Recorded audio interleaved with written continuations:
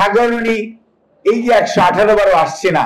আর এই যে সাংবাদিকরা ওই সময় এখানে একজন সিনিয়র সাংবাদিক বক্তব্য রেখেছেন, মুক্তিযোদ্ধা মানুষ, উনিও বলেছেন যে আমিও কিন্তু ওই সময় চাকরি হারিয়েছিলাম এবং ওই সময়টা আজকের কথা চিন্তা করতে হবে না। ওই সময় একটা শার্ট বা প্যান্টের কাপড়ের জন্য রিলিফ চেয়ারম্যানের কাছে যে পারমিট নিতে হতো 2 গজ কাপড়ের জন্য। ইচ্ছা করলেই আপনি টাকা দিয়ে ডানোর কৌটা কিনতে পারতেন না, কারণ ডানোর কৌটা রিলিফ চেয়ারম্যানের কাছ থেকে নিলে 5 টাকা, আর ওইটাই এই গুলিস্তানে 125 টাকা।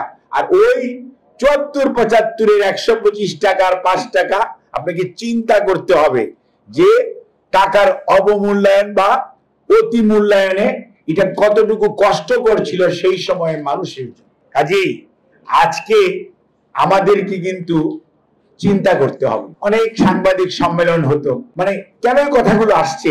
প্রেস ক্লাব তো জাতির বিবেক।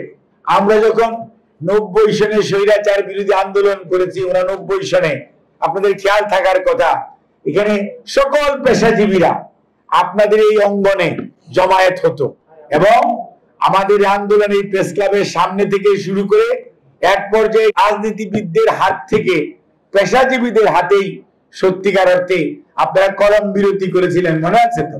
হ্যাঁ, এই যে জিনিসগুলো হয়েছে, অর্থাৎ এই দেশের গণতন্ত্র পুনঃপ্রতিষ্ঠার জন্য, উদ্ধার করার জন্য, মানুষের মত প্রকাশের স্বাধীনতাকে ধরে রাখার জন্য সাংবাদিক বন্ধু এবং প্রেস ক্লাবের যে জাতীয় দায়িত্ব আমরা পরবর্তীতে দেখেছি গত 16-17 বছরে, এখনো দেখছি অনেক ক্ষেত্রে যে সত্য জিনিস কেন জানি আর আমাদের আতাউসামাদের মতো কেউ লিখে না, গিয়াস কামাল চৌধুরীর মতো কেউ বলে না।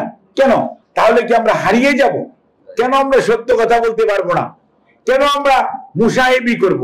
এই যে আজকে কথাটি আসছে, সাংবাদিক আবার স্বৈরাচারের দোষর হবে কেন? সাংবাদিক আবার কর্তৃত্ববাদিতার সেবা করবে? সাংবাদিকের কাজ তো ইনফরমেশন ডিসেমিনেট করা, ইনফরমেশন খুঁজে বের করা, মানুষকে জানানো। মানুষ সিদ্ধান্ত নিবে যে কি হবে বা হবে না। কিন্তু আজকে সাংবাদিকের টেক যদি হয় যে আপনি স্বৈরাচারের দোষর, কর্তৃত্ববাদিতার দোষর, এটি কেন হলো? এটি কি একদিনে হয়েছে? আজকে তো আমরা মিন্টু ভাইয়ের নাম অত্যন্ত শ্রদ্ধার সঙ্গে নিলাম, মানে এনায়েতুল্লাহ খানের কথা বলছি, নিলেন না? এই যে জিনিসগুলো, এনাদের কিন্তু কোনো পলিটিক্যাল বিলিফ ছিল না, এনাদের পলিটিক্যাল বিলিফ ছিল না। এই হয়তো ইন্ডিভিজুয়ালি থাকতে পারে, প্রফেশনের মধ্যে একটা রিফ্লেকশন ছিল। কিন্তু পরবর্তীতে যে জিনিসটা হয়েছে, মানে প্রফেশন আর ব্যক্তিগত বিলিফ, এই দুটোকে নিজের ভাগ্য উন্নয়নের জন্য যখন একসাথে করে ফেলেছেন, তখনই আপনি কোন দিক দিয়ে কার দোষর হয়েছেন, কার কর্তৃত্ব, কার সেবাদাস হয়েছেন, সেটি কিন্তু বুঝতে পারেন নাই।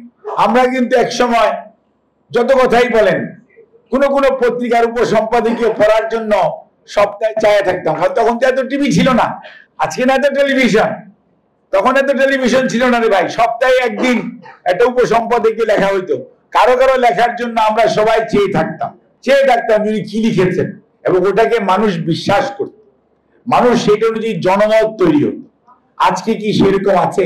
কেন আমরা এইরকম ভাবে হারিয়ে যাচ্ছি? হচ্ছে আমাদের নিজস্ব কারণে।